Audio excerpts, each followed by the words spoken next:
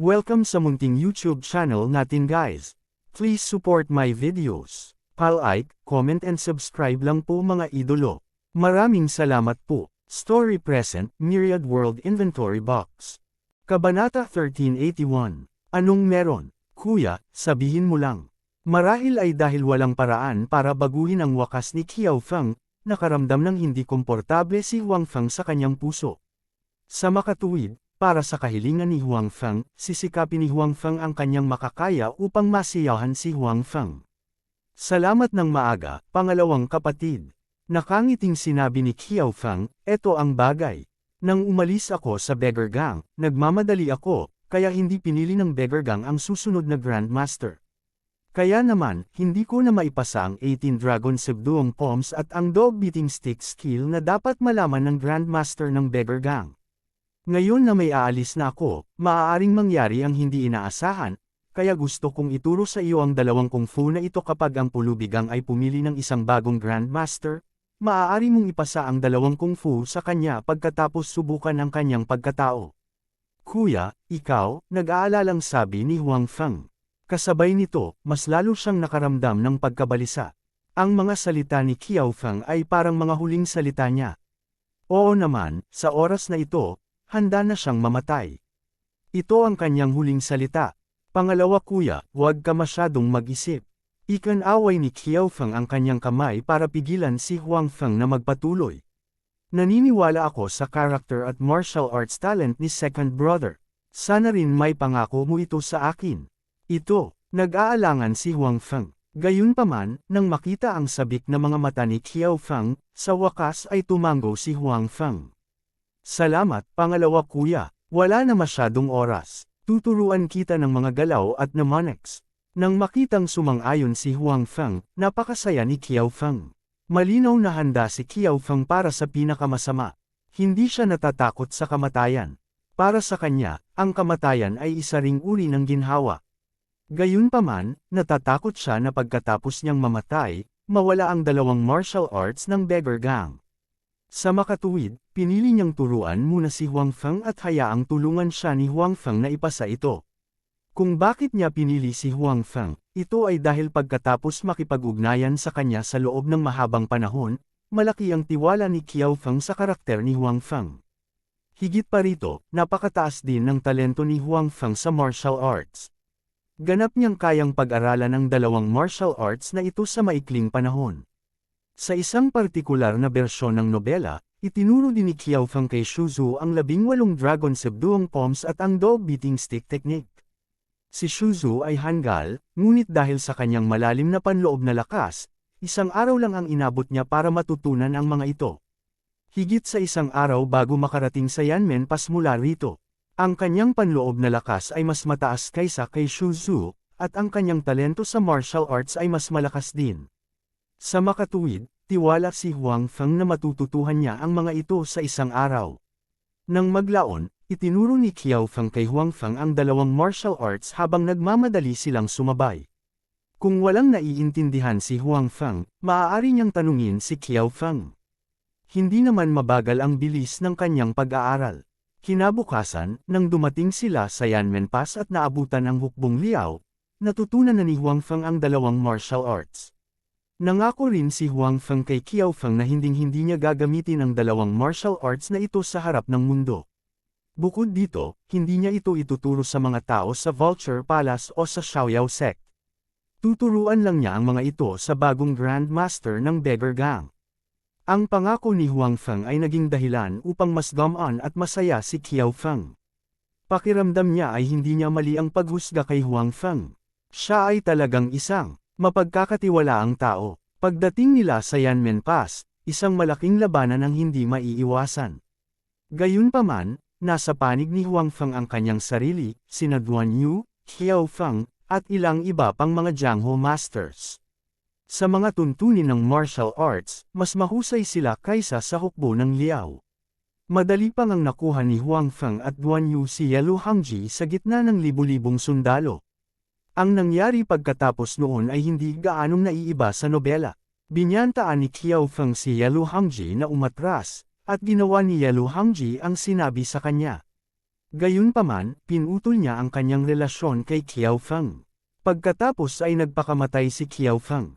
Si Huang Feng ay orihinal na nagkaroon ng pagkakataon na iligtas siya, ngunit pinilit ni Qiao Feng si Huang Feng na umatras gamit ang isang palad.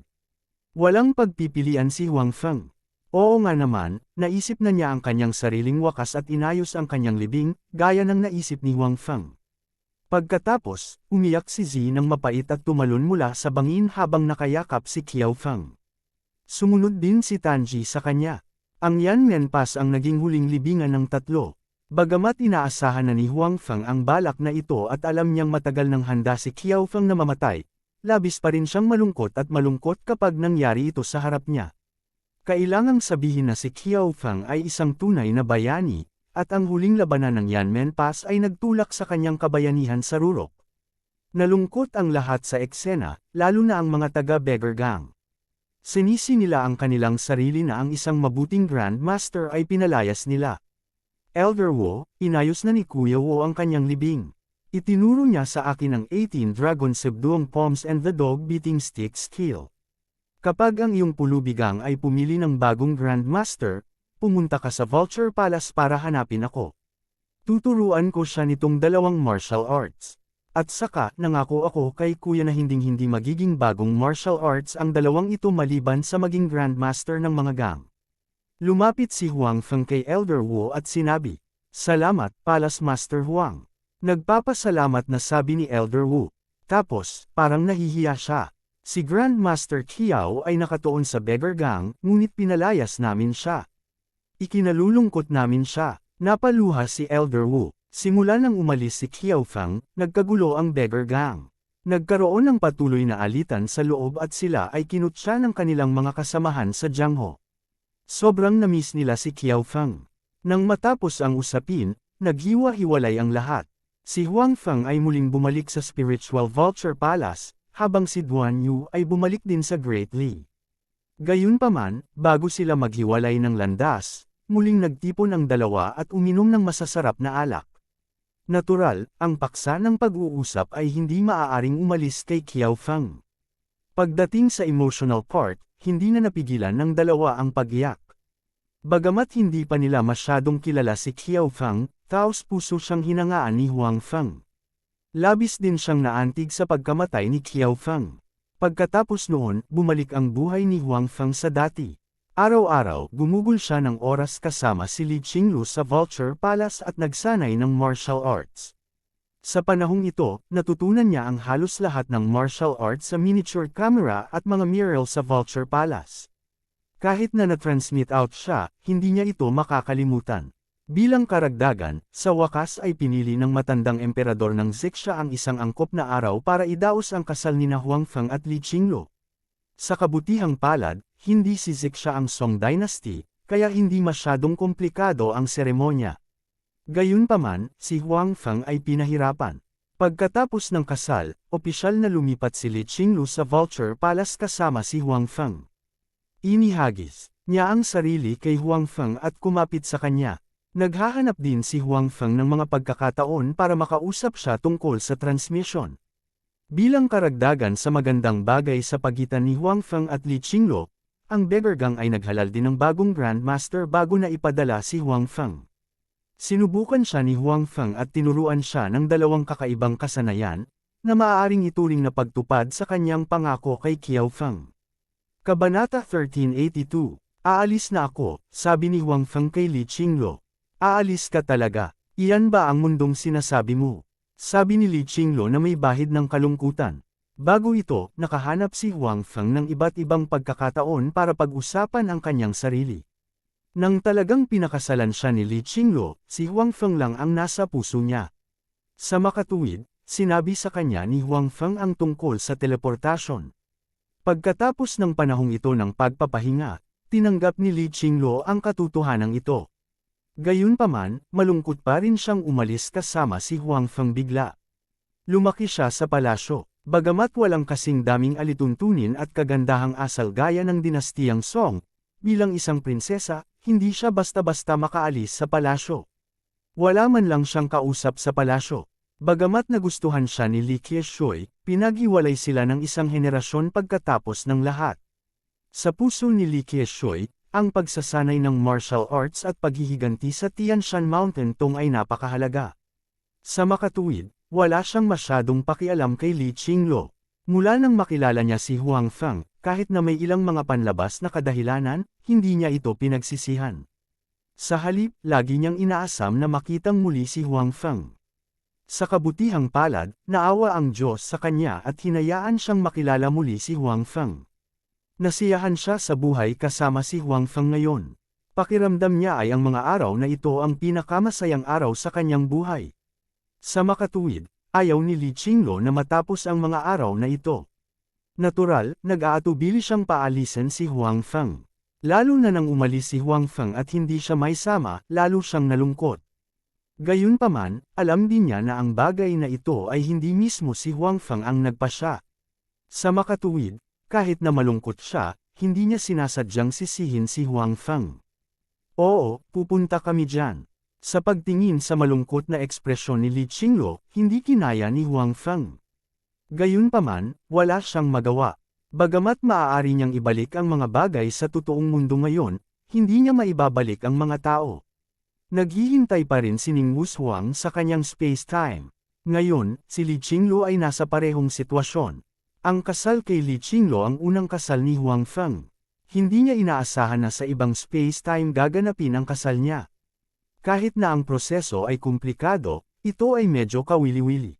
Kung may pagkakataon sa hinaharap, maaari siyang magdaos ng kasal kasama ang ibang mga babae sa ibang space-time. Sa totoo lang, hindi niya kayang bigyan ng titulo ang lahat, ngunit sa ibang space-time, wala itong problema. Gayunpaman, hindi na maibabalik ni Huang Feng ang iba sa realidad ngayon. Katulad nito, hindi niya maaaring dalhin ang mga tao sa katotohanan sa isa pang space-time. Huwag kang mag-alala, gagawa talaga ako ng paraan para madala ka sa mundo ko sa lalong madaling panahon. Niyakap ni Huang Feng si Li Qinglo at nangako sa kanya. Ang magagawa ngayon ni Huang Feng ay ang desperadong ilagay ang mga bagay sa storage box at dagdagan ang bilang ng mga beses ng pagpapalit. Sa ganitong paraan, kapag nagkaroon ng sapat na karanasan, ang storage box, maaari itong ma-upgrade muli. Nadama ni Huang Feng na ang susunod na pag-upgrade ay dapat na malaki ang posibilidad na idagdag ang function na ito. Well, I believe you.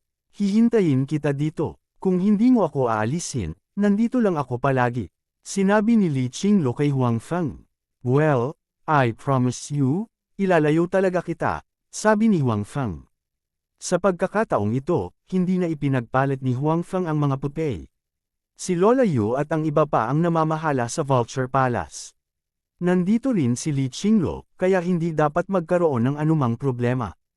Ang palusot ni Huang Feng sa mga tao ng Vulture Palace ay kailangan niyang lumabas ng ilang panahon, at hindi tiyak kung kailan siya babalik. Ang usapin ng Vulture Palace at Xiaoyao faction ay pagpapasya nina Lola Yu at Li Qinglo. Gayunpaman, sa kabila noon, lubos na iginagalang ni Lola Yu sina Huang Feng at Li Qinglo. Hindi niya tatanggihan ang mga salita ni Li Qinglo.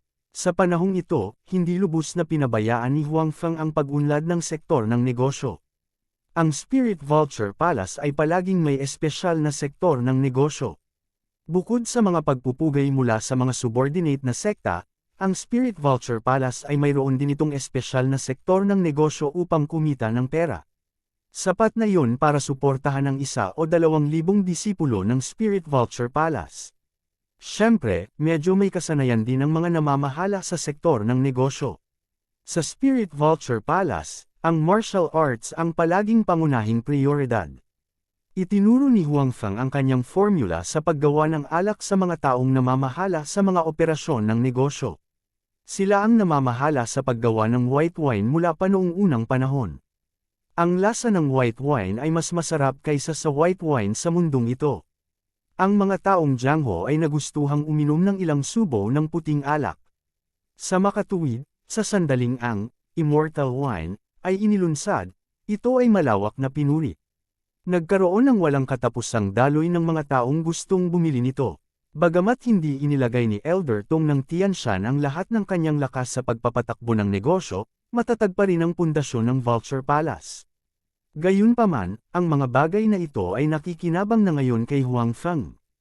Tinansya ni Huang Feng na kung ibebenta niya ang lahat ng bagay sa Vulture Palace at ipapalit ang mga ito sa RMB, makakakuha siya ng hindi bababa sa ilang daang milyon. Gayunpaman, si Huang Feng ay hindi kapos sa pera ngayon. May ipon pa siya, kaya hindi siya nagmamadaling ibenta ang mga iyon. Ang mga bagay na iyon ay pawang mga kayamanan. Mayroong maraming mga antigo at maraming mga bagay na may masining na halaga. Nang umalis si Huang Feng sa pagkakataong ito, pinili niyang magdala ng medikal na libro. Ito ang pinakamahalagang medikal na aklat sa Vulture Palace. Si Huang Feng ay nagsasanay ng martial arts sa lahat ng oras na ito, kaya wala siyang gaanong oras para mag-aral ng medisina. Bukod dito, hindi siya masyadong pamilyar sa gamot. Mahihirapan siyang matutunan ito sa maikling panahon. Sa makatuwid, sa wakas ay nagpasya si Huang Feng na dalhin ang aklat na ito sa kanya kapag siya ay umalis. Pagbalik niya sa totoong mundo, dahan-dahan niya itong babasahin. Kahit na hindi niya ito maintindihan ay naipapasa niya ito sa iba. Pagkatapos ng lahat, marami sa mga medikal na pamamaraan sa aklat na ito ay walang gaanong kinalaman sa panloob na lakas. Kahit na ang mga ordinaryong tao ay maaaring matuto nito. Nagbago ang eksena sa harapan niya. Ipinikit muna ni Huang Feng ang kanyang mga mata. Nang muli niyang buksan ang mga ito, bumalik na siya sa totoong mundo. Hoy, Huang Feng, hindi ka pa nakakapag-teleport. Nang imulat ni Huang Feng ang kanyang mga mata, narinig niya ang naguguluhan na boses ni Tang Mazo. Nakabalik na ako. Humalaklak si Huang Feng sa kanya. Makalipas ang 1 taon na hindi nagkita, namiss pa rin niya ang mga ito. Pagkatapos noon, humakbang pasulong si Huang Feng at isa-isa silang niyakap. Napakabilis. Gulat na sabi ni Xi Mengzhao. Pinaalis lang nila si Huang Feng. Ilang segundo lang ang nakalipas. Niwala silang oras na lumabas ng silid, ngunit nakabalik na si Huang Feng. Well, di ba sabi ko noon? Ang 1 taon sa ibang mga espasyo ay maikling panahon lamang sa totoong mundo, paliwanag ni Huang Feng. Kabanata 1383. Ayos ka lang ba? Nag-aalalang tanong ni Suyamo. Ayos lang ako, nakangiting sabi ni Huang Feng. Sa totoo lang, malaki ang nakuha ko sa pagkakataong ito. May natutunan ka bang bagong martial arts? Tanong ni Xi Mengzhao. Iyon ang mundo ng martial arts ni Old Man Jin. Dapat maraming secret martial arts manuals doon. Well, medyo malaki ang nakuha ko, sabi ni Huang Feng. Bilis, sabihin mo sa akin kung ano ang nangyayari doon. Napakagiting ba ni Qiao Feng? Napaka-cute ba ni Xu Zhu? Napakagwapo ba ni Duan Yu? Nag-aalalang tanong ni Xi Mengzhao. Yung iba naman ay sobrang curious din. Kung tutuusin, sa TV lang sila nakakita ng ganoong klase ng martial arts world. Hindi pa sila nakakapunta doon. Pagkatapos noon, sinabi ni Huang Feng sa lahat ang tungkol sa kanyang paglalakbay sa Demigods and Semi-Devils. Natigilan ang iba. Lalong natuwa si Xi Mengzhao. Malinaw na interesado siya sa paglalakbay ni Huang Feng. So, nakuha mo ang mga benepisyo na orihinal na pagmamay-ari ni Xu Zhu. Nakangiting tumingin si Tang Mazo kay Huang Feng at sinabing, si Xu Zhu ang may pinakamaraming pakikipagsapalaran sa Sky Dragon. Ngayon, lahat ng benepisyo ay inalis mo. Oo, naaawa ako sa munting monghe na iyon. Nakangiting sinabi ni Huang Feng, gayunpaman, bago ako bumalik, nag-ayos na ako ng 1 taong lihim na magtuturo sa kanya ng Shaolin Kung Fu. Bukod dito, sa huli, ibinigay ko ang Ye Jingjing, na ibinigay sa akin ni Jiumazi sa nagwawalis na monghe. Kasabay nito, hiniling ko sa kanya na tanggapin si Xu Zhu bilang kanyang disipulo, kaya't sumang-ayon siya kay Zhu. Sa makatuwid, ang kinabukasan ng munting monghe sa Shaolin Temple ay dapat na maging abot sa hinaharap, gusto niyang manatili sa Shaolin Temple. Hindi iningatan ni Huang Feng ang Yi Jingjing na ibinigay ni Jiumazi sa kanya. Sa halip, ibinigay niya ito sa walis na monghe. Ang kondisyon ay tinanggap ng sweeping monk si Xu Zhu bilang kanyang disipulo, at pumayag ang sweeping monk. Sa Shaolin Temple, na may napakalakas na master tulad ng sweeping monk, hindi na kailangang mag-alala tungkol sa kinabukasan ni Xu Zhu. Bilang resulta, hindi gaanong nakonsensya si Huang Feng. Maganda ba si Li Qingluo? Sa oras na ito, biglang nagtanong si Xi Mengzhao kay Huang Feng. Ngayon pa lang, sinabi ni Huang Feng sa lahat ang tungkol sa kanyang mga nakatagpo sa Heavenly Dragon, pati na ang pagkakakilanlan ni Li Qingluo. Well, maganda siya. Medyo nahihiya na sabi ni Huang Feng, kung may pagkakataon, hahayaan kitang makita siya. Gusto mong pumunta sa bawat space-time para makakuha ng babae. Medyo nagseselos na sabi ni Xi Mengzhao. Ayokong gawin yun sa sarili ko. Nung napalapit ako kay Tian Shantung Lao, gusto kong makakuha ng mga benepisyo mula sa kanya. Naisip ko na kung hindi ko siya pinagtaksilan, hindi niya maiisip na gumamit ng babae para i-provoke ako. Hindi ko ini-expect na siya pa rin ang may gawa nito. At saka, nagkataon lang na ang taong nahuli niya ay ang prinsesa ng West Xia talaga, sabi ni Huang Feng. Well, Mengzhao, ang bagay na ito ay walang kinalaman kay Huang Feng. Si Suyamo ay nagsalita para kay Huang Feng. Mabilis siyang binigyan ni Huang Feng ng isang nagpapasalamat na tingin. Gayunpaman, agad na sinabi ni Suyamo, ito lang na kapag pumunta ka sa isa pang space-time sa hinaharap, kailangan mong kontrolin ang iyong sarili.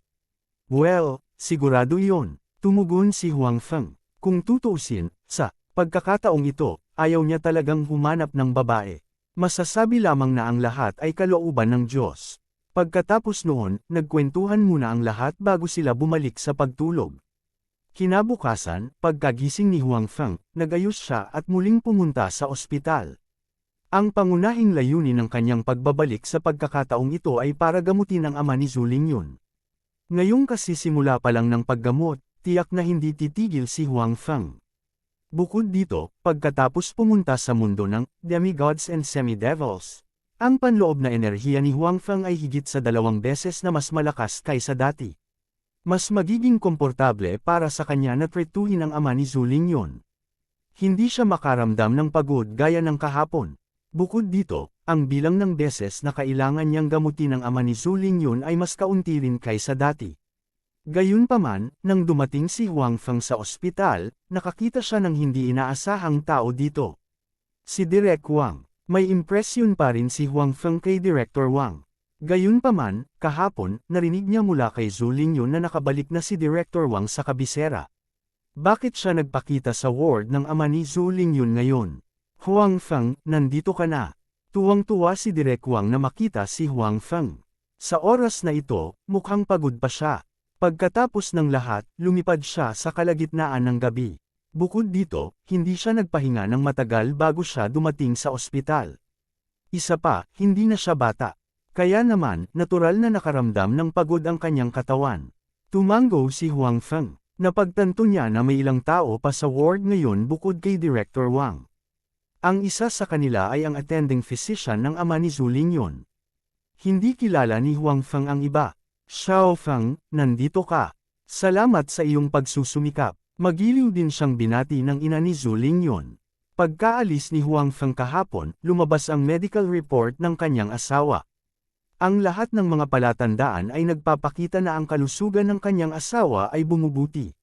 Biglang nagkaroon ng pag-asa para sa isang taong nahatulan ng kamatayan. Sa makatuwid, ang ina ni Zhu Lingyun ay lubos na nagpapasalamat kay Huang Feng. Si Zhu Lingyun, sa kabilang banda, ay nagkaroon lamang ng oras upang tumango kay Huang Feng sa karamihan. Hindi niya inaasahan na napakaraming tao ang darating ngayon. Hindi nakita ni Huang Feng ang batang babae. Naisip niya na malamang na pumunta siya sa kindergarten. Magsimula na tayo. Bagamat mas marami ang tao sa ward kumpara sa kahapon, walang kakaibang nararamdaman si Huang Feng. Hindi rin siya kinakabahan. Maaari niyang hulaan na ang mga taong ito ay tiyak na nagpunta dito dahil sa curiosity matapos basahin ang ulat ng pagsusulit kahapon. Kung tungkol sa kakayahang maakit si Director Wang, medyo nagulat pa si Huang Feng. Gayunpaman, wala siyang masyadong pakialam. Kahit mag-trato siya sa harap ng lahat, hindi siya natatakot.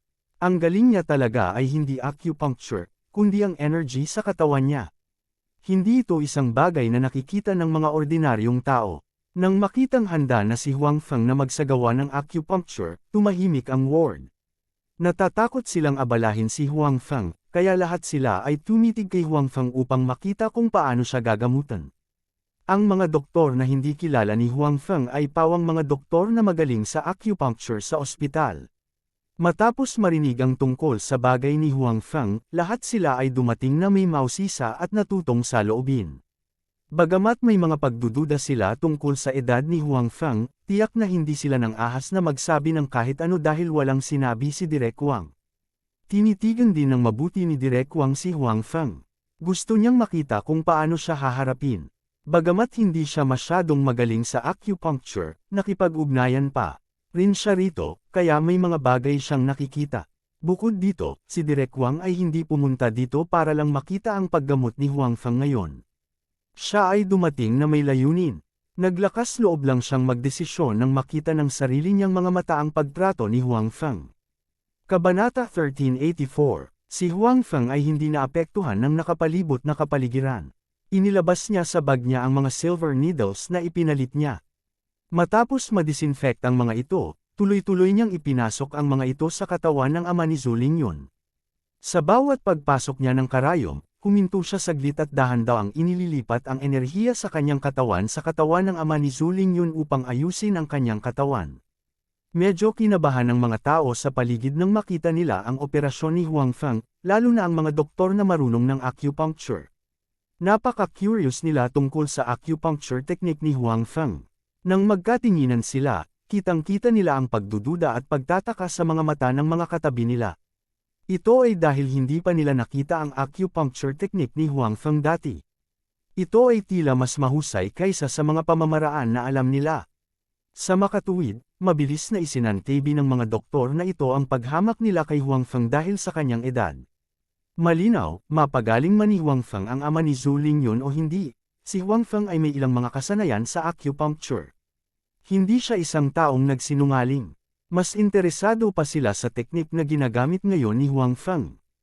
Gayunpaman, dahil ginagamot na ngayon ni Huang Feng ang pasyente, maaari lamang nilang pigilan ang salpok sa kanilang mga puso. Naisip nila na kapag tapos na si Huang Feng sa paggamot mamaya, dapat silang umakyat at humingi ng payo. Sa katunayan, bagamat higit na umasa si Huang Feng sa mahiwagang enerhiya sa katawan ng ama ni Zhou Lingyun para gamutin siya, ang acupuncture technique ay napakahalaga din. Para sa kadahilanang ito, si Huang Feng ay gumugol ng maraming pera upang ipagpalit sa acupuncture technique na ito. Ito ay isang napaka-advanced na acupuncture technique. Hindi bababa sa nawala ito sa Earth. Sa tulong ng acupuncture technique na ito, makakamit ni Huang Feng ang mas magandang resulta. Sa makatuwid, nang makita ng mga doktor na may alam sa acupuncture ang pamamaraan ni Huang Feng sa oras na ito, na-curious sila dahil hindi pa nila nakita ang pamamaraang ito. Seryoso ding tinitigan ni Direk Wang ang kamay ni Huang Feng. Bagaman hindi siya gaanong nagagawa sa acupuncture, alam pa rin niya ang ilang mga pangunahing pamamaraan. Gayunpaman, hindi pa niya nakita ang pamamaraan na ginagamit ngayon ni Huang Feng. Naramdaman na lang niya na ang pamamaraan ni Huang Feng ay tila mas mahusay kaysa sa mga teknik na nakita niya noon. Pagkaraan ng mahabang panahon, ipinasok ni Huang Feng ang lahat ng pilak na karayom sa katawan ng ama ni Zhou Lingyun. Pagkatapos, naghintay siya ng ilang sandali bago isa-isang hinugot ang mga pilak na karayom. Sa oras na ito, malinaw na nararamdaman ng lahat na naruroon na medyo namula ang mukha ng ama ni Zhou Lingyun.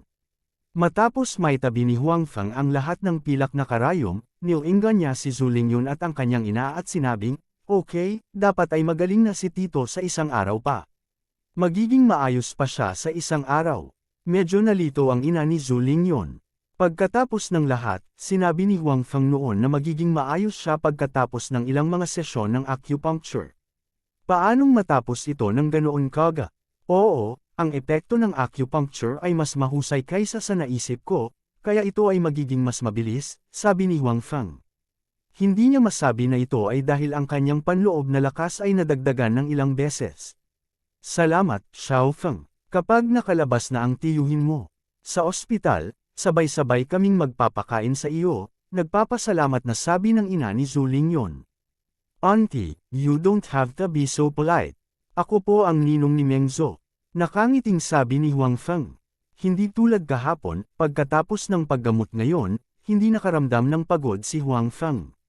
Siya ay nasa mabuting kalooban. Bilasan mo at ayusin ang pagpapacheck up ng pasyente. Ipaalam sa akin kaagad kapag lumabas na ang resulta, sabi ni Director Wang sa attending doctor ng ama ni Zhou Lingyun. Hindi naglakas loob na magpabeya ang dumadating na doktor. Marahil ay natatakot siya na ang pamilya ni Zhu Lingyun ay magkamali, kaya nangako si Direk Wang kay Zhu Lingyun at sa kanyang ina na babayaran nila ang check-up. Hindi nila kailangan ng pamilya ni Zhu Lingyun para bayaran ito. Nang malapit nang umalis si Huang Feng, pinigilan siya ng mga doktor na may alam sa acupuncture. Noong una, gusto din ni Direk Wang na pigilan si Huang Feng. Ngayong nakita na niya ang mga doktor na nagtatanong kay Huang Feng tungkol sa acupuncture, matyaga siyang nakinig. Sa oras na ito, ang mga doktor ay nakatingin kay Huang Feng na may nagniningning na mga mata. Ang pamamaraan na ipinakita ni Huang Feng ay lubos na nakaakit sa kanila. Hindi na sila makapaghintay na humingi ng payo kay Huang Feng. Dati, ayaw nilang abalahin ang pagtrato kay Huang Feng, kaya nagpigil sila. Ngayong tapos na ang paggamot kay Huang Feng, natural na hindi na sila magpipigil pa. Isa-isa nilang pinalibutan si Huang Feng at nagtanong. Sa oras na ito, ganap na nilang nakalimutan ang agwat ng edad. Sinagot ni Huang Feng ang mga tanong ng mga taong ito nang walang reserba. Bagamat higit na umaasa siya sa enerhiya sa kanyang katawan para gamutin ang ama ni Zhu Lingyun, malaki rin ang papel ng kanyang acupuncture technique. Tungkol naman sa acupuncture, dahil ipinagpalit niya ito, marami rin siyang alam tungkol dito. Walang itinago si Huang Feng sa mga doktor na ito. Itinuro niya sa kanila ang lahat ng nalalaman niya. Inaasahan lamang niya na maaari nilang pagbutihin ang kanilang sariling lakas at isulong ang kanyang acupuncture technique. Sa hinaharap, maaari silang umasa sa acupuncture upang gamutin ang mas maraming tao. Para sa pagtuturo ni Huang Feng, ang mga doktor na ito ay lubos na nagpapasalamat kay Huang Feng. Sa mga nakalipas na taon, popular ang Western medicine. Ang Chinese medicine, lalo na ang acupuncture, ay hindi pinahahalagahan ng mga tao. Ang mga doktor na ito ay nagpipigil din ng kanilang galit. Kaya naman, umaasa silang pagbutihin ang kanilang sariling kakayahan at baguhin ang pananaw ng mga tao. Ngayong walang itinago sa kanila si Huang Feng, syempre, tuwang-tuwa sila. Lubos din silang nagpapasalamat kay Huang Feng. Sa katunayan, umaasa rin si Huang Feng na ang gamot na Chino ay maisulong. Ang Chinese medicine ay hindi mas masahol pa kaysa sa Western medicine.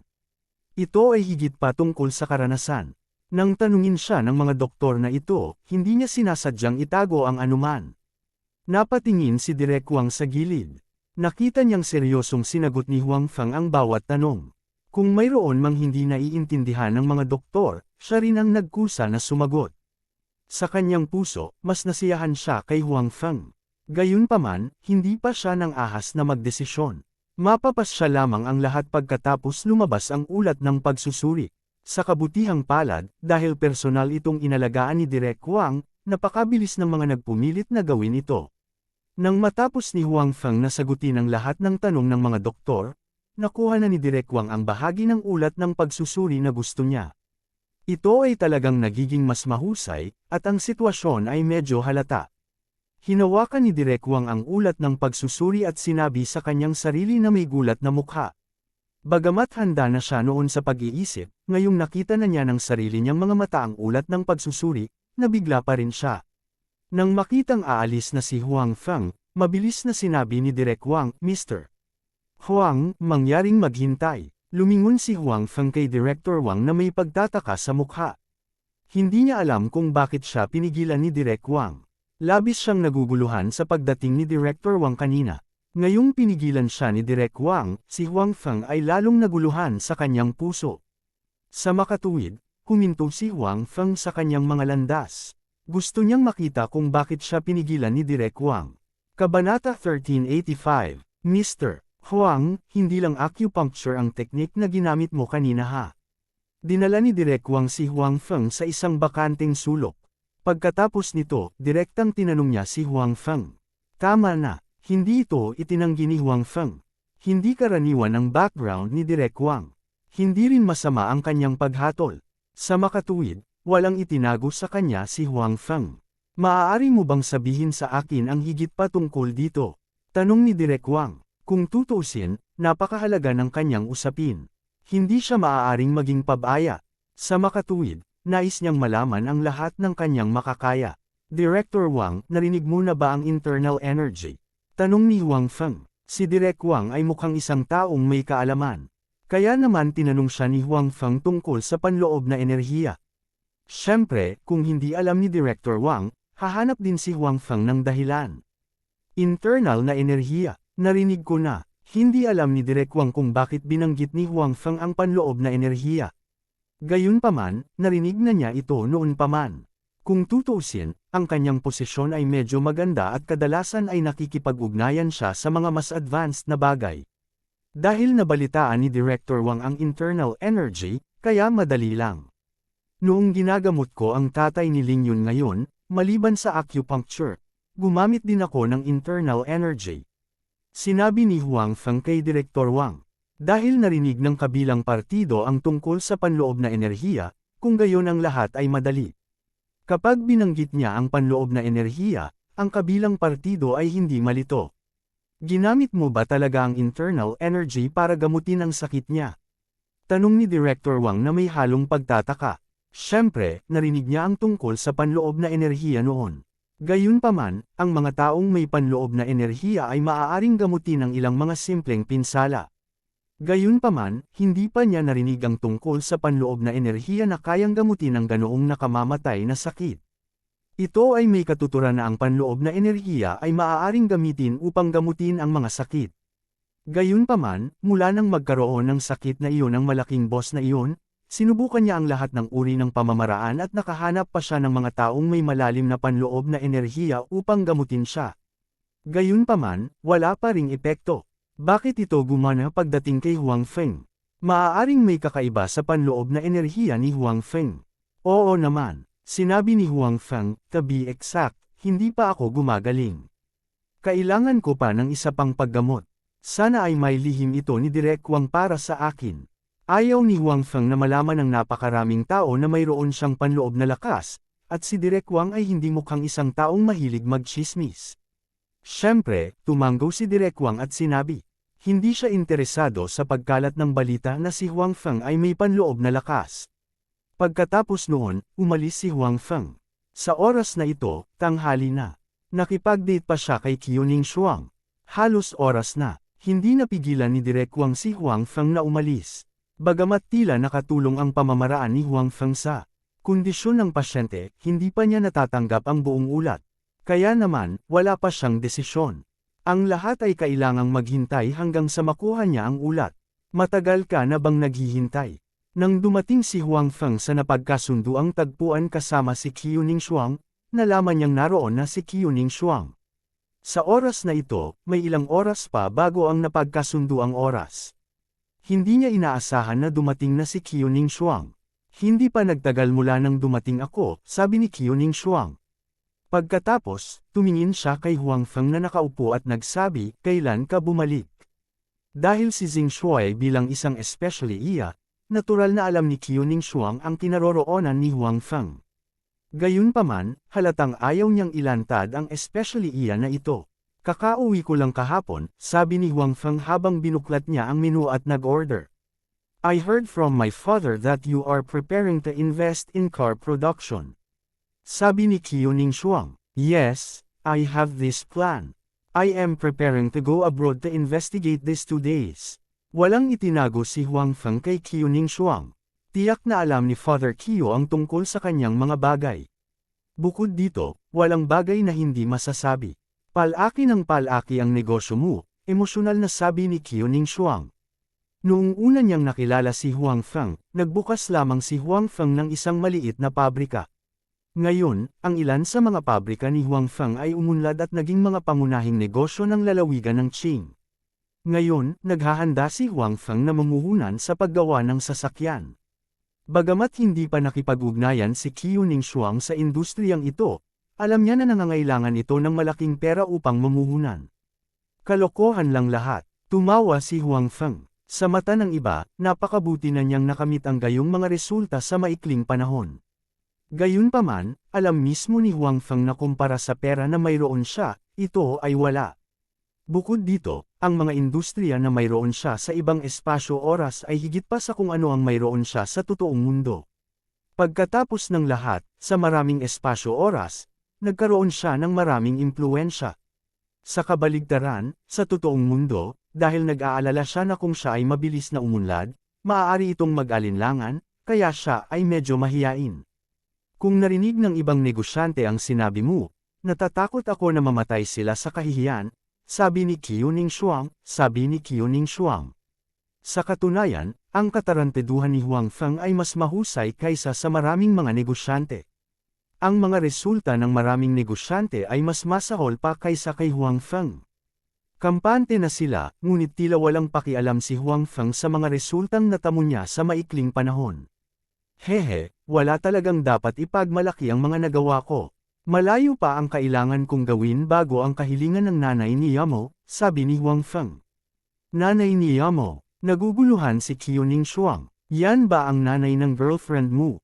Oo. Sinabi ni Huang Feng, hindi madaling makapasa sa pagsusulit ng biyenan sa mga araw na ito. Pagkatapos noon, halos ipinaliwanag ni Huang Feng ang kahilingan ng ina ni Suyamo. Sinabi ni Qiuning Shuang na may gulat na ekspresyon, talagang mataas ang kahilingang ito. Hindi ito maabot ng mga ordinaryong tao. Then, she added, pero, naniniwala akong kaya mo. Malaki ang tiwala mo sa akin. Nakangiting sabi ni Huang Feng, maganda ang mata mo. Kung hindi mo kaya, hindi ako naniniwalang magagawa ng iba. Sa puso ni Qiuning Shuang, si Huang Feng ay isang napakalakas na tao. Kung hindi niya ito magagawa, hindi ito magagawa ng iba. Hindi lang sapat para matupad ang hiling ng nanay ni Yamo. Napabuntong hininga si Huang Feng. Anong ibig mong sabihin? Tanong ni Qiuning Shuang. Napagtanto ni Huang Feng na may nasabi. Siyang mali, wala. Tumingin si Qiuning Shuang kay Huang Feng at sinabing, mayroon ka bang ibang mga kinakailangan para sa iyong biyenan?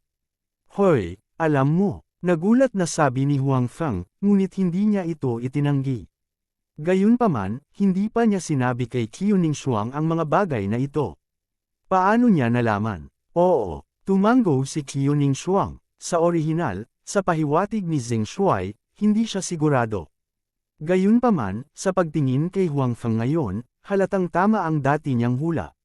Sige, dahil alam mo na ang tungkol dito, wala talagang dapat itago.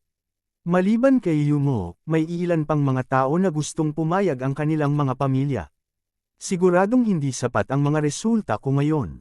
Naisip ni Huang Feng na alam na ni Qiuning Shuang ang tungkol dito, kaya walang dapat itago. Kabanata 1386, may iba ka na talaga. Sabi ni Qiuning Shuang na may pagtataka. Dati, hula niya lang. Ngayong narinig niya si Huang Feng na inamin ito mismo, si Qiuning Shuang ay nabigla pa rin. Alam ni Huang Feng na ngayon lang ay hindi alam ni Qiuning Shuang ang tungkol sa kanyang mga bagay. Marahil ay may mga hula siya, ngunit hindi siya sigurado. Gayunpaman, hindi naramdaman ni Huang Feng na may mali. Anyway, ayaw itago ni Huang Feng ang kanyang mga bagay sa lahat. Oo. Tumango si Huang Feng at sinabing, bukod kay Yamo, may ilan pa. Nakita mo na ang ilan sa kanila dati. Alam ba ni Suyamo? Tanong ni Qiuning Shuang. Oo, sinabi ni Huang Feng, sa katunayan, tayo ay namumuhay ng magkasama ngayon. Ibinuka ni Qiuning Shuang ang kanyang bibig sa pagkagulat. Hindi naman siya mukhang babae. Halata namang nabigla siya. Marahil, ang sinumang makarinig tungkol sa bagay na ito ay magiging kasing gulat niya. Sobrang nagulat. Nang makita ang pagtataka ni Qiuning Shuang, ngumiti si Huang Feng. Oo, sa tingin ko ang sinumang makakarinig tungkol sa bagay na ito ay labis na magugulat, sabi ni Qiuning Shuang. Tumango si Huang Feng at sinabing, totoo yun. Ngunit, paano? Hindi alam ni Qiuning Shuang kung ano ang sasabihin saglit. Ang ganitong bagay ay talagang hindi kapani-paniwala. Paano sila mabubuhay ng mapayapa? Sabi ni Huang Feng. Hindi ito ang unang pagkakataon na nahaharap siya sa ganoong bagay. Natural, alam niya ang ibig sabihin ni Qiuning Shuang. Oo, sinabi ni Qiuning Shuang, ewan ko sa iba, pero kaunti lang ang alam ko tungkol kay Suyamo. Siya ay isang napakahusay na tao. Hindi banggitin ang kanyang background, ang kanyang personal na kakayahan ay napakalakas. Paano siya magiging handa na tanggapin ang ibang mga babae? Ang tanong na ito ang pinakamalaking pagdududa sa puso ni Qiuning Shuang. Alam niya na si Huang Feng ay napakahusay. Normal lang sa kanya na maakit ang maraming babae. Hindi niya nakitang kakaiba ito. Gayunpaman, si Suyamo ay isa ring natatanging tao. Paano siya magiging handa na tanggapin ang ibang mga babae at ibahagi si Huang Feng sa kanila? Siguro sobra niya akong gusto. Sabi ni Huang Feng, sa madaling salita, malaki ang utang ko sa kanila. Hindi ko sila mabibigyan ng buong pagmamahal. Kaya ko lang gawin ang lahat para mapasaya sila. Ang mga salita ni Huang Feng ay hindi lamang para kay Qiuning Shuang, kundi isang pangako din sa mga babae sa kanyang puso. Para masundan siya, marami na silang isinakripisyo. Kung ipinadama niya sa kanila na sila ay mali sa ibang mga aspeto, kung gayon ay hahayaan niya sila. Tumango si Qiuning Shuang. Naisip niya na baka dahil dito. Kung hindi, ang mga batang babae ay tiyak na hindi gagawa ng ganoong pagpipilian. Paano siya? Sa kanyang puso, gusto niya si Huang Feng. Hindi magsisinungaling si Qiuning Shuang sa kanya. Matatanggap kaya niya na may iba siyang babae. Pakiramdam ni Qiuning Shuang ay hindi niya ito pinag-isipan. Kung tutuusin, ngayon lang niya nalaman ang tungkol sa bagay na ito at wala ng panahon para pag-isipan ito. Hindi inaasahan ni Huang Feng na ang isip ni Qiuning Shuang ay puno na ngayon ng kung anong pagpipilian ang dapat niyang gawin. Habang kumakain sina Huang Feng at Qiuning Shuang, hindi pa kumakain si Director Wang. Sa halip, hinihintay niyang lumabas ang ulat ng pagsusuri ng ama ni Zhu Lingyon. Alam din ng attending doctor ang dahilan kung bakit sumugod si Director Wang sa Qing Province sa pagkakataong ito, kaya nang lumabas ang report, mabilis niyang ipinakita ito kay Director Wang. Sure enough, it's getting better. Huminto na ang pagkalat ng cancer cells sa katawan niya at nabawasan ng malaki. Mukhang tama nga si Huang Feng. After one more day of treatment, he will be completely recovered. Matapos makita ni Direk Wang ang ulat, agad siyang nagdesisyon. Alam niya ang kalagayan ng ama ni Zhu Lingyon. Noong kalalabas lang ng kanyang ulat sa pagsusuri, nakita na ito ni Direk Wang. Ngayong ikinumpara niya ang dalawa, natural niyang nakita na may mga halatang pagbabago. Kailangan kong magmadaling bumalik sa Imperial Capital kaagad. Matapos basahin ni Direk Wang ang ulat ng pagsusuri, desididong sinabi niya. Natigilan ang dumadating na doktor at sinabing, nagmamadali. Hindi ka ba maghihintay? May araw pa ng treatment bukas. Panipi, hindi na kailangang maghintay. Sa ganitong pagbabago, tiyak na gagaling ang kondisyon ng pasyente pagkatapos ng paggamot bukas, sabi ni Direk Wang. Sabi ni Direk Wang, may kakayahan pa siyang manghusga, kaya hindi na niya kinailangan pang maghintay hanggang bukas. Bukod dito, alam din niyang hindi optimistiko ang kalagayan ng Big Boss sa Imperial Capital. Siyempre, ayaw niyang mag-aksaya ng oras. Si Director Wang ay iginagalang ng lahat sa Imperial Capital, ngunit sa Imperial Capital, hindi siya ang attending doctor ng Big Boss. Maraming tao ang may mas mataas na posisyon kaysa sa kanya. Kung gusto niyang gamutin ni Huang Feng ang sakit ng Big Boss, kailangan niyang makuha ang pag-aproba ng mga taong iyon. Kaya naman, kailangan niyang magmadaling bumalik para hikayatin ang mga taong iyon ngayon. Pagkatapos noon, nag-book si Director Wang ng pinakamabilis na flight pabalik sa Imperial Capital. Kasabay nito, kumuha din siya ng ilang ulat sa pagsusuri ng ama ni Zhu Lingyon. Ang mga ulat na ito ay higit na nakakumbinsi kaysa sa kanyang mga salita. Siyempre, hindi alam ni Huang Feng na pumunta dito si Director Wang sa pagkakataong ito hindi lang dahil na curious siya kung paano niya gagamutan ang pasyente, kundi dahil mayroon siyang tiyak na layunin.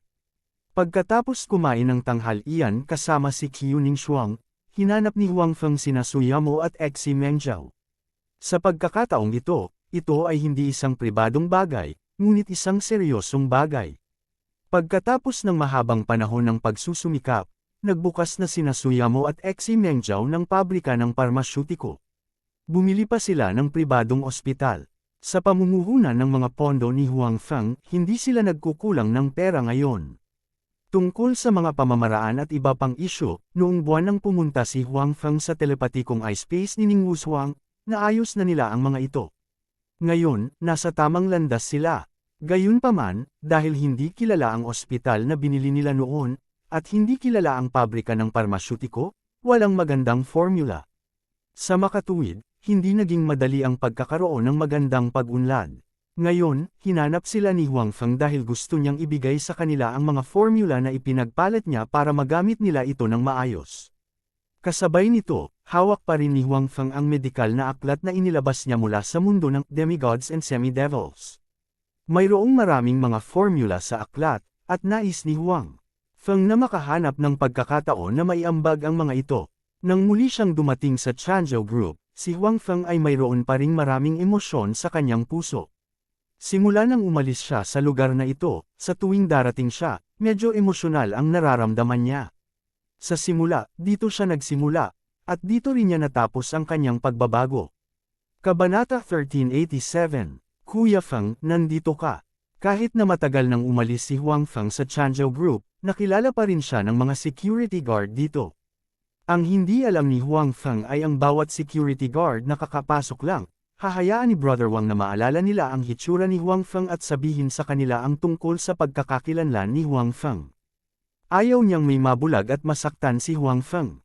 Tumango si Huang Feng. Noong una ay gusto niyang manatili sa security room saglit, ngunit bumaba na sina Suyamo at Xi Mengzhou matapos malaman na dumating si Huang Feng.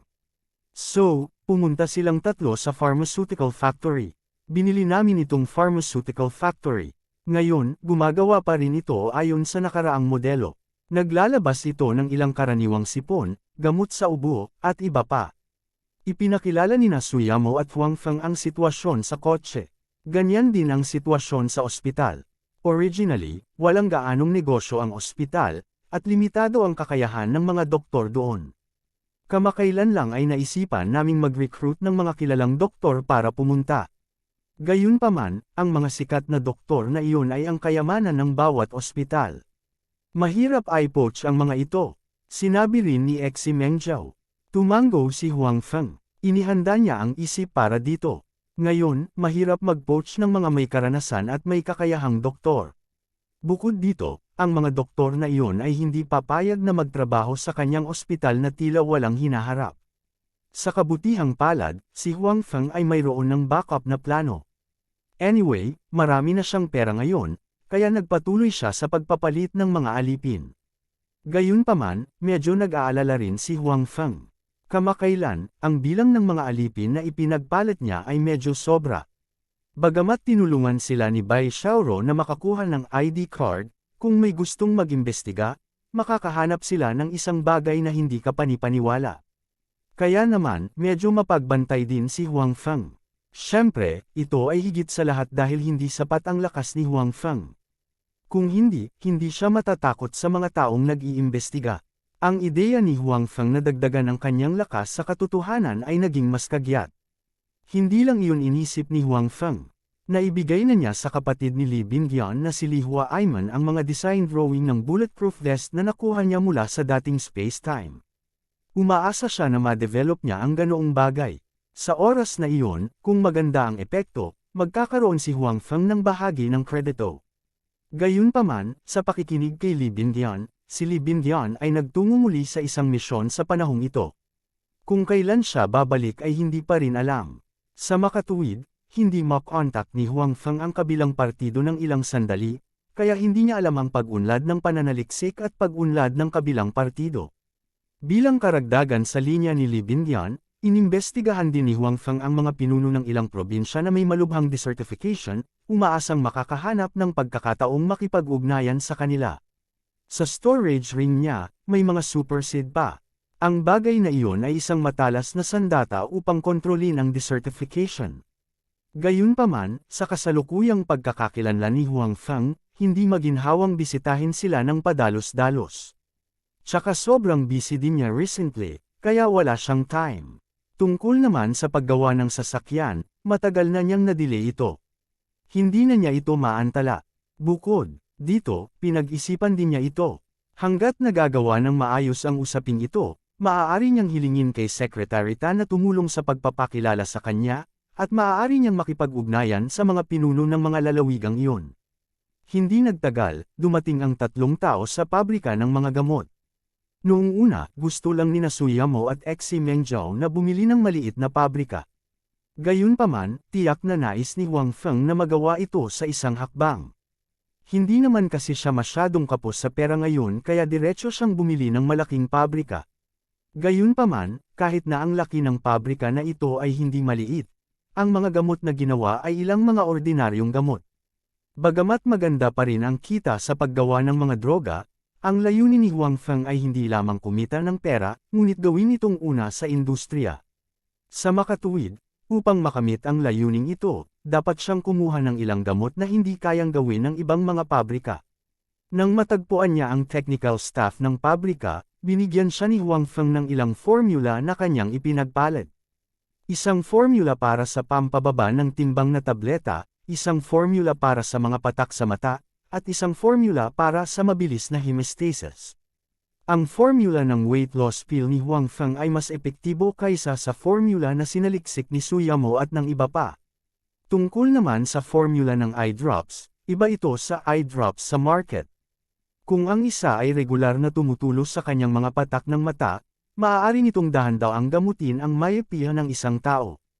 Para sa mga nagsusuot ng salamin, walang dad ang tubig iyon. Para sa huling formula para sa mabilis na hemostasis, ang target ni Huang Feng ay ang hukbo. Matapos magawa ang bagay na ito, binalak ni Huang Feng na ipadala ito sa hukbo ng relasyon sa publiko. Sa sandaling binili ito ng hukbo, magiging matatag ang posisyon ng kanyang pabrika. Sa nakaraang halimbawa ng nakaraang formula na ninakaw, si Huang Feng at Su Yamo ay mas nagpoprotekta sa formula sa pagkakataong ito. Bukod dito, hindi alam ni Manager Yuan at ng iba pa na gumawa si Su Yamo ng isa pang formula ng pampababa ng timbang. Pagkatapos ng lahat, ang nakaraang formula ay nabuo lamang, at ang epekto ay mabuti. Logically, hindi mag-aaksaya ng enerhiya si Su Yamo para dito. Binalak din ni Huang Feng at Su Yamo na gamitin ang bagong tabletang pampababa ng timbang upang ganap na sirain ang merkado na inookupahan ni Manager Yuan at ng iba pa at bawiin ang pag-aari nila.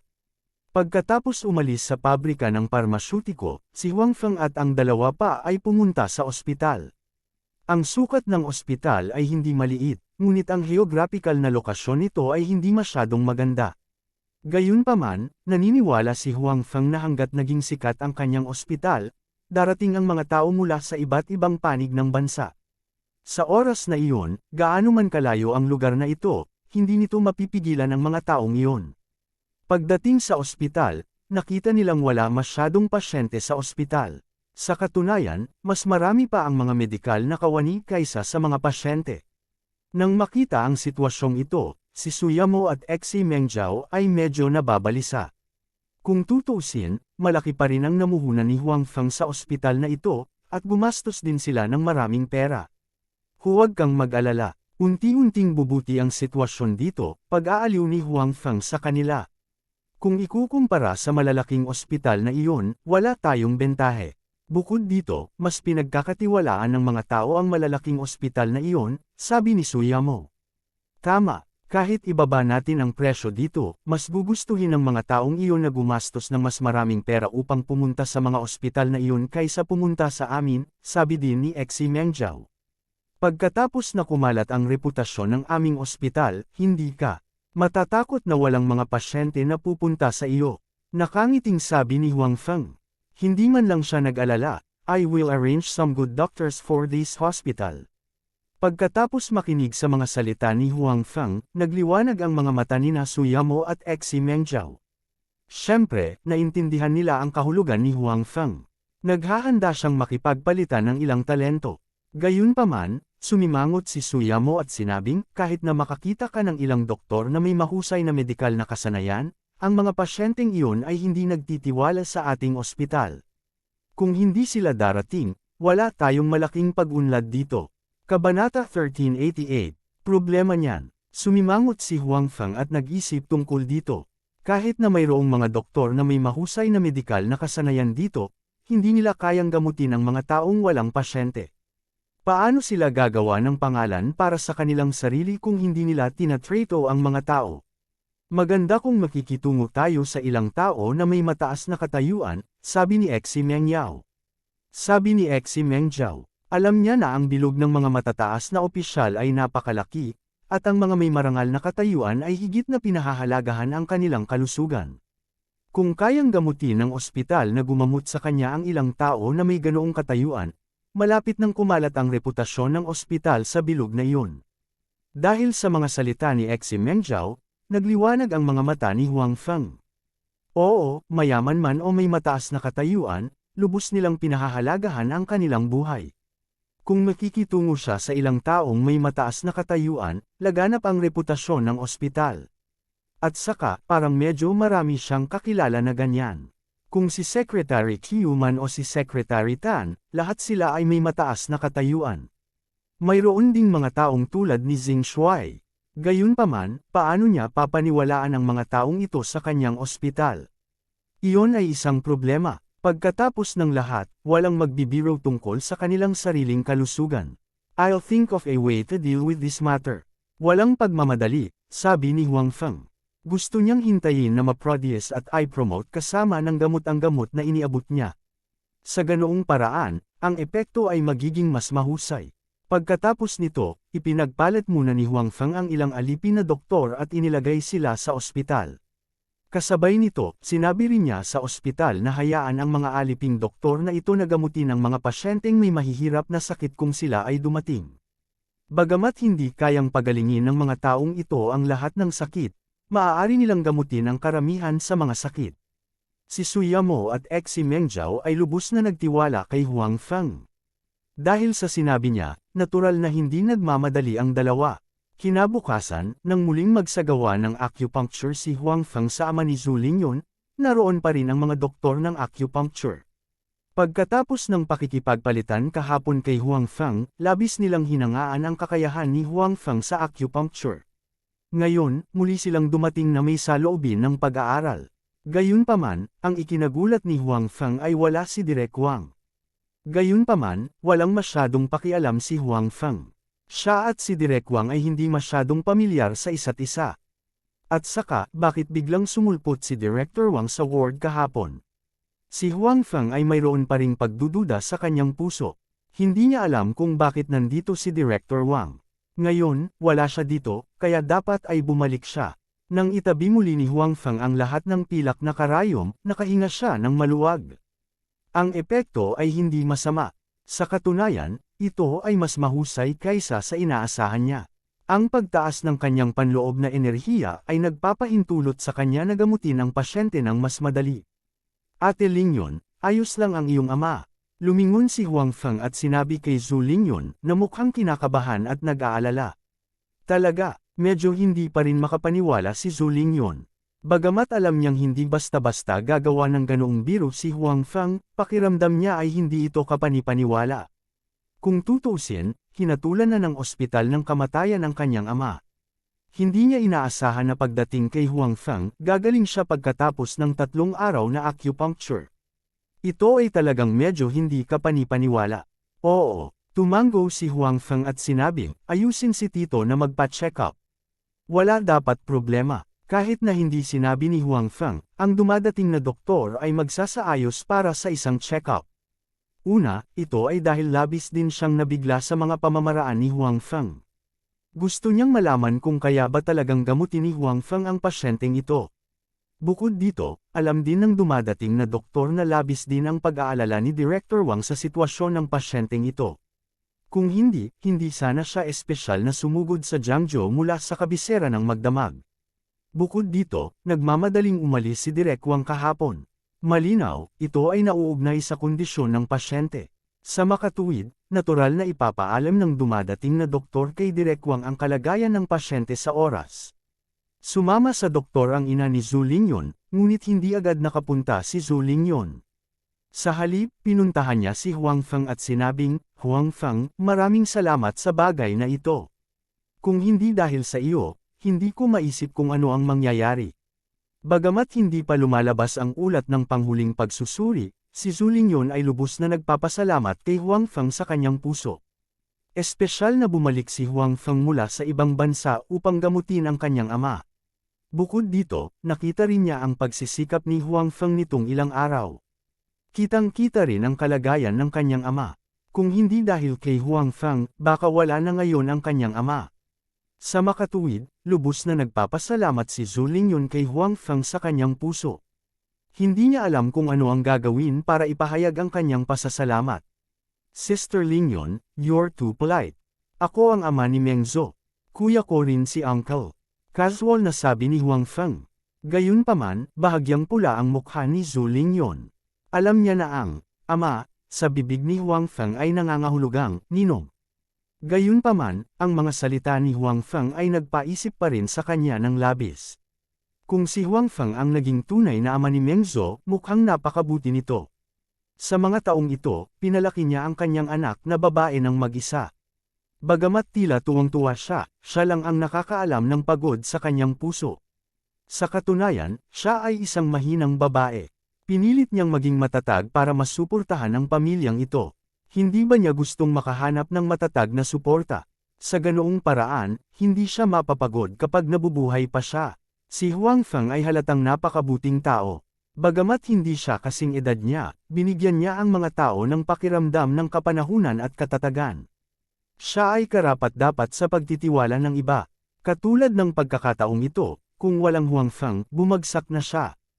Ang hitsura ni Huang Feng ay nagligtas sa kanya at sa kanyang pamilya. Bukod dito, ang ina ni Zhu Lingyon ay mayroon na ngayong magandang impresyon kay Huang Feng.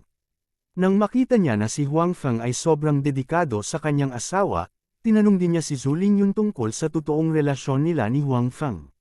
Paanong hindi maintindihan ni Zhu Lingyon ang kahulugan ng mga salita ng kanyang ina? Umaasa rin ang kanyang ina na makakahanap siya ng mabuting mapapangasawa. Nang makita niyang nag-aalala si Huang Feng sa kanyang pamilya, natural niyang naramdaman na may relasyon sa pagitan nila ni Huang Feng. Sa makatuwid, nang mag-chat ang mag-ina sa mga araw na ito, ang bilang ng beses na binanggit nila si Huang Feng ay halatang tumaas. Nadama ng ina ni Zhu Lingyon na kung mahanap ng kanyang anak na babae si Huang Feng, ito ay napakabuti. Bagamat mas bata si Huang Feng sa kanyang anak, mukhang magkatugma pa rin ang dalawa. Bukod dito, napakaganda ng relasyon ni Huang Feng at Meng Zhou na mas bihira pa.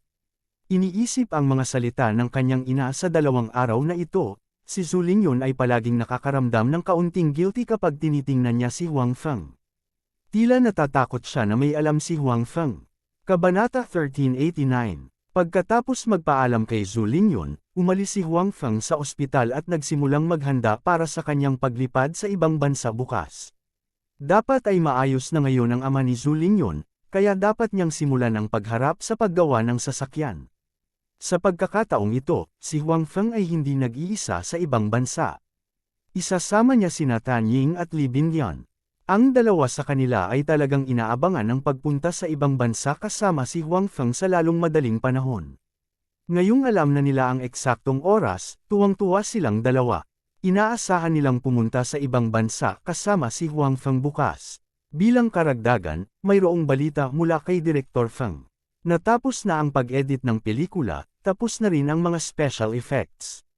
Ang namamahala sa mga espesyal na epekto ay ang sariling kumpanya ng mga espesyal na epekto ni Huang Feng. Ang teknolohiya ng mga espesyal na epekto ay ipinagpalit mula sa storage box ni Huang Feng mismo. Ang pangunahing namamahala sa kumpanya ng special effects ay ipinagpalit din niya, kaya hindi na kailangang magreklamo tungkol sa teknolohiya ng mga espesyal na epekto. Noong una, hindi masyadong inisip ni Director Feng ang kumpanya ng mga special effect na inirekomenda ni Huang Feng. Pagkatapos ng lahat, si Huang Feng ay hindi kailanman nakipag-ugnayan sa industriyang ito. Bukod dito, nakahanap si Huang Feng ng isang domestic special effects na kumpanya. Tungkol dito, medyo nag-aalala si Director Feng. Nais niyang maghanap ng dayuhang special effects team para magtrabaho sa pelikula. Ang teknolohiya ng kumpanya ng dayuhang espesyal na epekto ay malinaw na higit na nakahihigit kaysa sa mga domestic. Gayunpaman, nang ipakita sa kanya ni Huang Feng ang ilan sa mga natapos na produkto ng kanyang kumpanya ng special effects, agad na nagbago ang isip ni Director Feng. Ito ay dahil nalaman niya na ang pamantayan ng kumpanya ng mga espesyal na epekto ni Huang Feng ay hindi mas mababa sa mga kilalang dayuhang kumpanya ng espesyal na epekto. Sa katunayan, ito ay mas mahusay. Dahil dito, sa wakas ay pinili ni Director Feng ang kumpanya ng special effects ni Huang Feng sa halip na mag-abroad. Ang isa pang malaking direktor, ang bagong pelikula ni Director Zhang ay natapos na rin ang paggawa ng pelikula at ngayon ay sumasailalim sa emergency post-production processing. Nangangailangan din ng special effects ang pelikula niya, pero direkta niyang ipinasa ito sa isang foreign special effects company. Nang malaman niya na si Director Feng ay gumagamit ng domestic special effects company para sa post-production, hindi siya nagpigil sa panunuya kay Director Feng. Pagkatapos ng lahat, karaniwang kaalaman na ang teknolohiya ng domestic special effects ay mas masahol pa kaysa sa mga dayuhang kumpanya ng special effects. Talagang naghanap si Director Feng ng isang domestic special effects na kumpanya para makatipid ng pera. Ito ay isang landas sa pagkawasak. Sa pagkakataong ito, ang parehong mga pelikula ay ipapalabas sa panahon ng Spring Festival. Dahil sa naunang pagpapalit ng cast, dahil top director sa bansa ang dalawang director, at dahil magkaparehas sila ng schedule, nag-hype up na ang entertainment reporters. Kung tutusin, napakaraming panunood para sa dalawang pelikulang ito. Nang malaman nila na si Director Feng ay gumagamit ng isang lokal na kumpanya ng special effects para makagawa ng mga special effect, maraming tao ang nag-isip na si Director Feng ay tiyak na matatalo sa pagkakataong ito. Para sa isang blockbuster na may mga espesyal na epekto tulad nito, ang plot ay pangalawa. Ang pinakamahalagang bagay ay ang mga espesyal na epekto. Sa bandang huli, gumamit talaga si Director Feng ng isang lokal na kumpanya ng special effect, at isang bagong tatag doon. Wala pang 10 tao sa buong kumpanya. Ito ay isang kumpletong tanda ng pagsuko. Sa kabilang banda, gumastos si Direk Zhang ng malaking pera para kumuha ng kumpanya ng special effects sa ibang bansa. Kitang-kita ang pagkakaiba ng dalawa. Kaya naman, akala ng marami ay hindi pa nga opisyal na ipinalalabas ang dalawang pelikulang ito. Ngunit, lumabas na ang mga resulta. Ganap na natalo ni Director Zhang si Director Feng.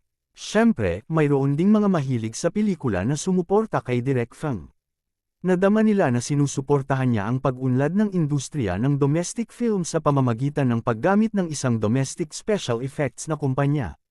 Ito ay nagkakahalaga ng pag-promote at pag-promote. Gayunpaman, kakaunti ang mga taong tulad nito. Bukod dito, kahit ang mga taong ito ay hindi inakala na ang takilya ng pelikula ni Director Feng ay hihigit pa sa pelikula ni Director Zhang. Gayunpaman, hindi alintana kung ito ay Director Feng o Huang Feng, ang dalawa sa kanila ay hindi gaanong pinansin ang mga chismis. Ang lahat ay batay sa katotohanan. Pareho silang naniniwala na pagdating ng panahon, siguradong magugulat ang epekto ng kanilang pelikula sa mga taong pumasok sa sinihan. Bukod dito, sa lahat ng talakayan at hype na ito, tataas din ang exposure ng pelikula at makatipid sila ng malaking pera sa publisidad. Mula nang umalis si Huang Feng sa set, hindi niya binigyan ng espesyal na pansin ang pelikula. Akala ng labas ng mundo ay tiyak na mananalo si Director Zhang sa pagkakataong ito. Pagkatapos ng lahat, si Director Zhang ay may magandang reputasyon at handang gumastos ng pera sa mga espesyal na epekto. At the same time, mas magaling din ang cast ng pelikula kaysa sa pelikula ni Director Feng. Sa makatuwid, ang dalawang pelikula ay hindi sa parehong antas sa lahat. Gayunpaman, tanging si Huang Feng lamang ang nakakaalam kung gaano kahanga-hanga ang box office ng unang pelikula kung saan namuhunan ang kanyang kumpanya sa ibang oras at espasyo. Ito ay isang super movie na sweep sa buong mundo. Naniniwala siya na pagdating ng panahon, maraming tao ang magugulat. Tumawag din si Bai Xiaoro para sabihin na nepotitag na nila ang sitwasyon. Bagamat lumalaban pa rin ang rebelding hukbo, halatang hindi na sila magdudulot ng anumang malalaking alon. Mananatili sila rito ng mga 10 araw pa bago sila makabalik. Tungkol naman sa mineral na ugat na lubos na pinahahalagahan ng maraming partido, ito ay nasa ilalim na ng kontrol ng hukbo ng gobyerno. Si Huang Feng ay hindi masyadong nag-aalala tungkol dito. Ang inaalala niya ay ang sitwasyon sa Afrika kasama ang koponan na kanyang ipinagpalit. Ang mga taong iyon ay may pambihirang kakayahan, at mayroon din silang mga armas na ibinigay niya. Kamakailan, sila ay umunlad ng maayos at nasakop na nila ang isang maliit na bahagi ng lupa. Sa katunayan, sa magulong mga bansang iyon, hanggat mayroon kang sapat na pera at pagkain, hindi masyadong mahirap na sakupin ang isang teritoryo. Ang mga taong iyon ay mayroong suporta ni Huang Feng sa likod nila, kaya hindi nakakagulat na maaari nilang sakupin ang isang teritoryo. Ang sumunod na nangyari ang pinakamahalaga. Matapos sakupin ang isang teritoryo, kailangan nilang patuloy na palawakin. Bilang karagdagan, kailangan nilang labanan ang mga pag-atake mula sa ibang mga organisasyon at ipagtanggol ang kanilang sariling teritoryo. Sa makatuwid, nagpasya si Huang Feng na magpatuloy na mamuhunan sa mga taong iyon at hayaan silang lumawak ng mas mabilis. Ang mga pamumuhunan na ito ngayon ay maaaring anihin sa hinaharap. Sa makatuwid, si Huang Feng ay handa nang makipaghiwalay sa kanila. Bukas ay pupunta na naman sa ibang bansa. Sa gabi, natural na muling nagtitipon si Huang Feng kasama ang lahat. Ang lokasyon ay nasa villa pa rin. May masarap na pagkain dito at maganda ang kapaligiran. Siyempre, walang pipiliin na lumabas para sa hapunan. Pagkatapos ng panahong ito ng pakikipag-ugnayan at pagtakbuin, ngayong magkasama na ang lahat sa villa, wala na ang pakiramdam ng hindi pamilyar. Ang bawat isa ay pamilyar na sa pagkakaroon ng isa't isa. Masaya silang kumain, uminom, at maglaro ng magkasama. Nang gabing iyon, dumating din si Zhu Lingyun kasama ang batang babae. Lumabas na ang examination report ng kanyang ama. Ang kanyang karamdaman ay talagang pinagaling ni Huang Feng. Siya ay nasa mabuting kalooban at dumating upang pasalamatan si Huang Feng. Nagkataon lang na nasa oras siya para sa pagtitipon na ito. Noong una, gusto ni Zhu Lingyun na kainin si Huang Feng, ngunit si Huang Feng ay pupunta sa ibang bansa bukas. Kaya naman, maaari na lamang niyang hintayin hanggang sa bumalik si Huang Feng mula sa ibang bansa upang ituro siya sa isang pagkain. Hindi ito pinansin ni Huang Feng. Ginamo niya ang ama ni Zhu Lingyun. Wala siyang gustong kapalit, ayos lang basta gumaling ang sakit. Si Director Wang, na bumalik sa kabisera kahapon, ay nakatanggap din ng tawag mula sa attending doctor ng ama ni Zhu Lingyun. Matapos malaman ang pagbabago ng kalagayan ng ama ni Zhu Lingyun, mas determinado siyang hayaan si Huang Feng na gamutin ang malaking boss. Gayunpaman, tila hindi ito madali.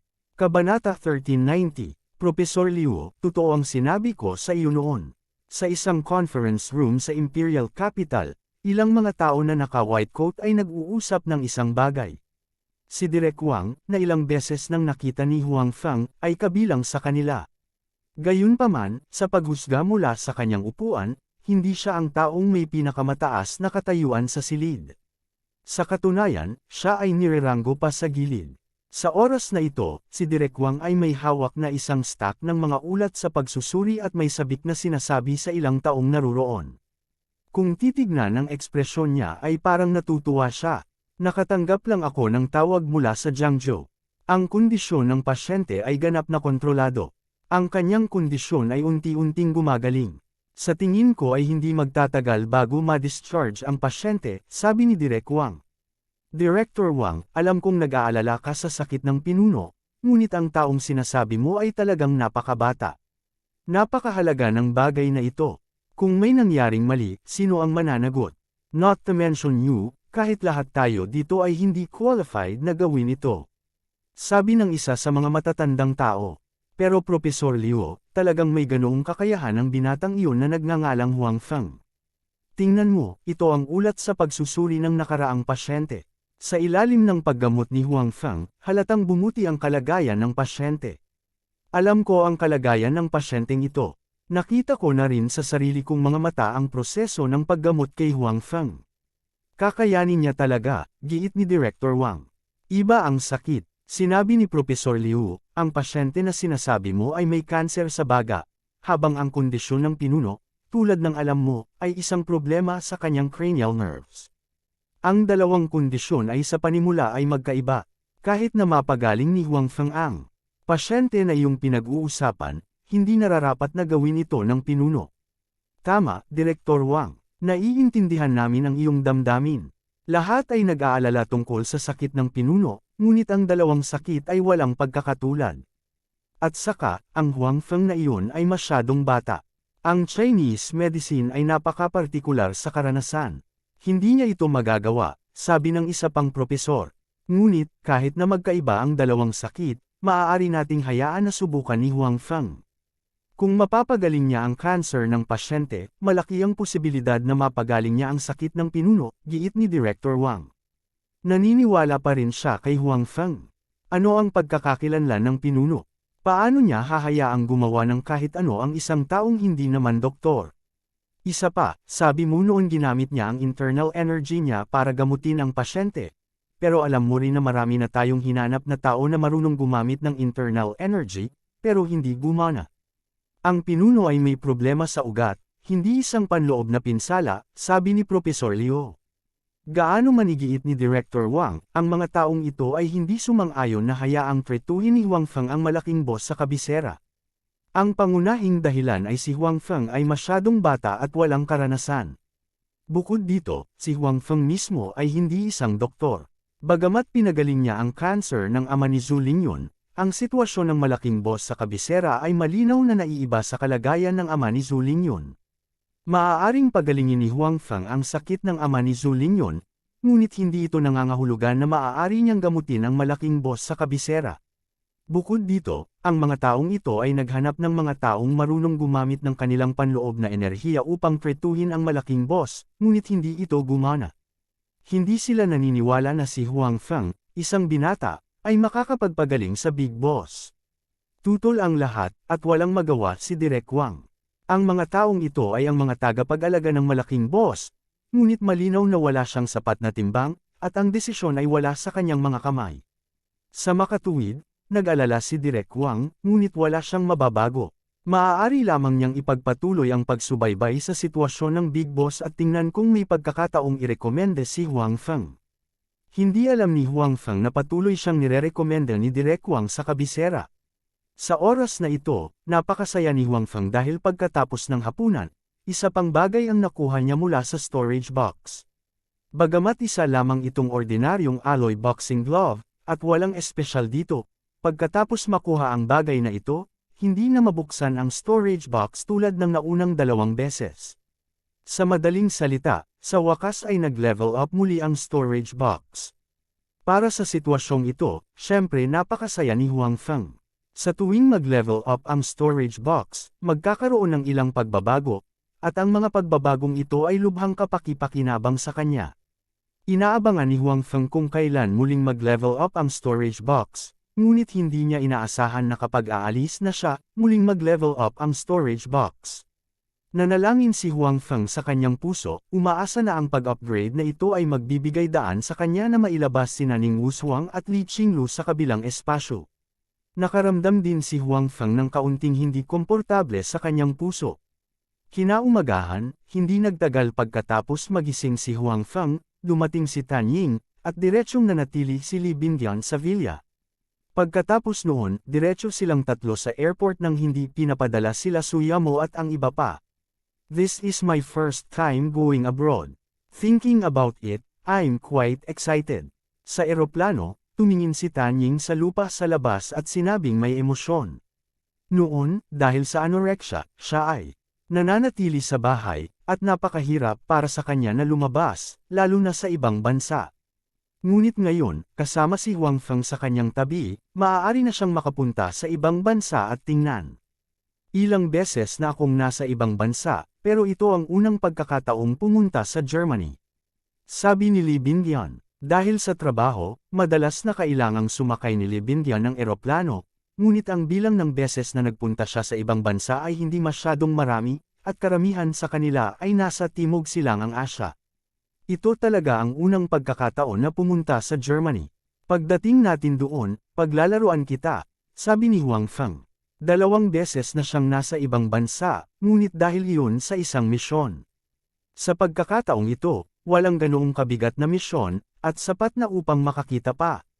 Kung kaya niyang mag-import ng production line, hindi iyon absolute. That won't do. May mission ka this time, kaya hindi ka namin may istorbo. Sabi ni Li Bingyan. Well, I heard from my uncle that your mission this time is not easy. Bago tayo dumating, sinabihan niya akong huwag kang istorbohin, sabi ni Tan Ying. Malinaw, binigyang halaga ni kalihimtan ang paglalakbay ni Huang Feng sa ibang bansa sa pagkakataong ito. Sa makatuwid, bago lumabas si Tan Ying, partikular niyang sinabihan siya na huwag masyadong istorbohin si Huang Feng. Hindi magandang ipagpaliban ang negosyo ni Huang Feng. Don't worry, I know what to do. Ang misyon sa pagkakataong ito ay hindi kasing bigat ng iniisip mo. Nakangiting sabi ni Huang Feng. Gamit ang storage box, may tiwala pa rin siya. Sa storage box, mayroon pa siyang backup plan. Kapag may nangyari, hindi siya magpapanik. Mabuti naman, sabi ni Li Bingyan at Tan Ying. Napaka-smooth ng biyahe. Natulog silang tatlo sa eroplano. Nang magising sila, maayos na lumapag ang eroplano.